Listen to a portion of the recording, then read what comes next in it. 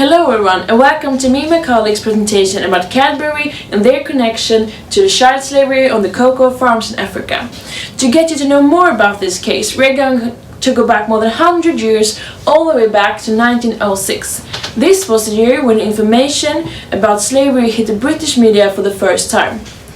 Especially affected of this was Cadbury, since Cadbury at the time was the biggest company in the chocolate industry. William Cadbury, who was one of the owners of Cadbury brothers, got accused for profiting from the labor system on the African island São Tomé and Príncipe, which by this time was a part of the Portuguese colony.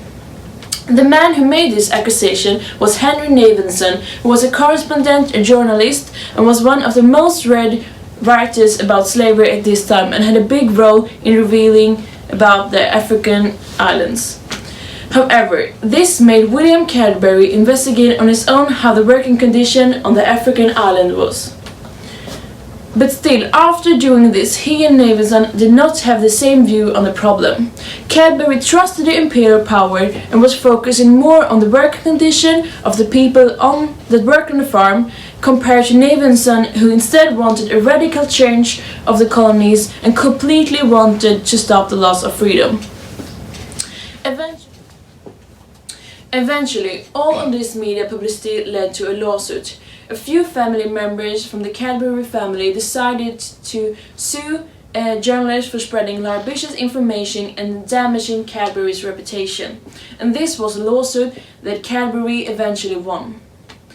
And after almost 100 years from the first media storm, the information about modern slavery hit the British media again, this time mostly regarding child slavery. This time the news was about a ship from Benin that were suspected of carrying several hundred kids on board, aiming for the Ivory Coast to work on the cocoa farm. Today, almost 45% of the cocoa production comes from the Ivory Coast, which is later going to end up in England. Therefore, this discovery got much publicity since the question about slavery was brought up again. The case happening in the 20th century and the situation happening close to the day both have similarities and not. But their main resemblance is the European countries' power over the cocoa production and also the British role in the media exposure of the conditions on the African islands. Moreover, for you to get to know more about Cadbury and the chocolate industry, I'm now going to leave over to my colleague Moa. Thank you, Cajsa. The media attention that was created from the child slavery issue threatened corporate sales and reputation for the chocolate firms. The firms were concerned with that the US government was going to put cocoa on the list of prohibited goods in the US, so the firms could not sell their chocolate in the US anymore.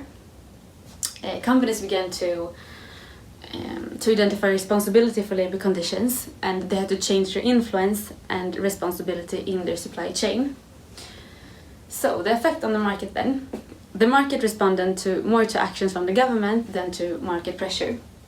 So for chocolate firms, it is essential for them to have a positive reputation in order for them to capture the capital markets. And the pressure from consumers had little impact on sales. It was rather the actions from the government that could damage the company. And since most of the value are captured in the supply chain, anything that could damage the supply chain would also damage the company. By at latest 2020, 5 major chocolate companies, with Cadbury included, have agreed to develop their supply chain in order to reduce child labor and trafficking. They are doing this by introducing an inspection system to control child labor in Ghana and the Ivory Coast. So what happened in the industry? The industry became liberalized and firms began to outsource the processing of cocoa. So Cadbury chose to still be a part of their processing and manufacturing of chocolate, so they still have control over the situation. And for Cadbury, it is important to state social economic factors in their supply chain.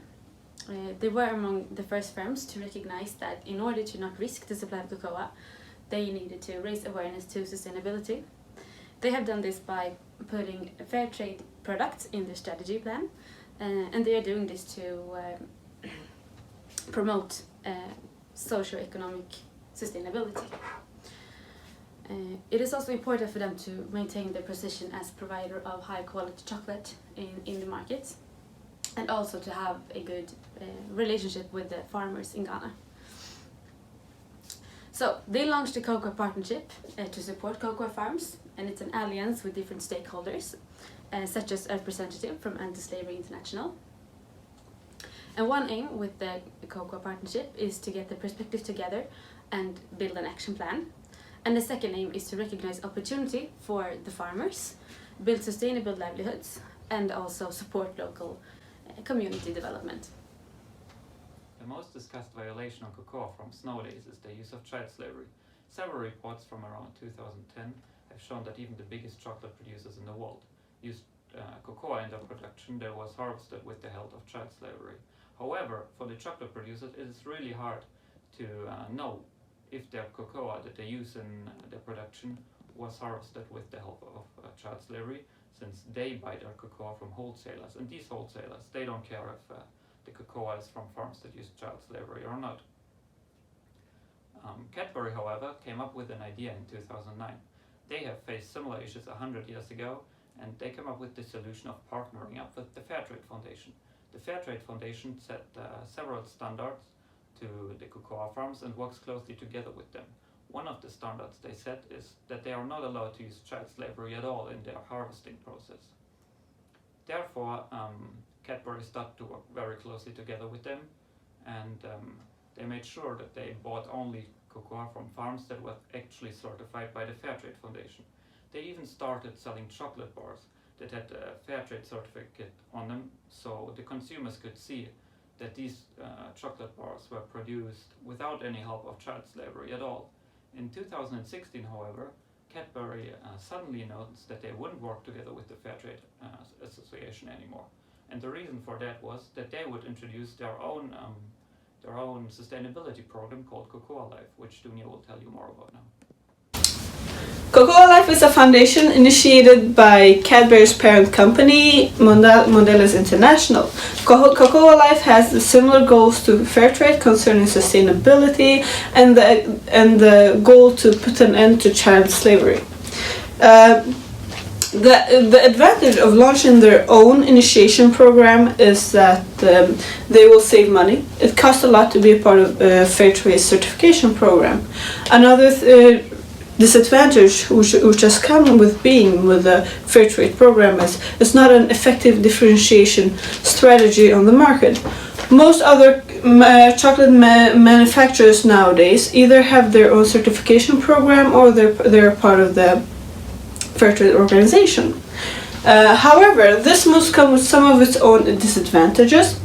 One disadvantage is that most people don't know about Cocoa Life. Fairtrade is a known, credible organization. They're known for their transparency, for their activism, and for their reliance. They have people trust their process. They have processes set in place that ensures that their farmers follow the regulations. They have checkpoints where farmers must follow. Cocoa Life does not have that. Even if Cocoa Life have this, most people don't know it. Know about it. This faced a lot of criticism from their consumers, as people didn't feel like they can trust Cocoa Life.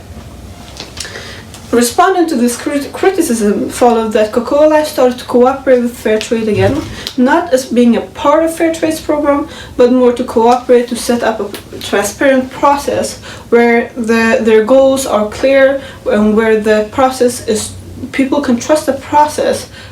In conclusion, we think it's a questionable move from Cadbury's side to initiate their own sustainability programs. There are already established organizations out there, like the Fairtrade organization, who is already established. They're credible and they're transparent in their process. People trust their process. People know about Fairtrade. People have known about Fairtrade during a long time. This cannot be said about Cadbury. Cadbury is a profit-seeking organization. Fairtrade is not. We think that Cadbury need to. We think We think it's a smart move from Cadbury's side to establish a cooperation with Fairtrade. They should continue to do so. And they need to realize that it will take time for the Cocoa Life Foundation to gain credibility and trust from the customers.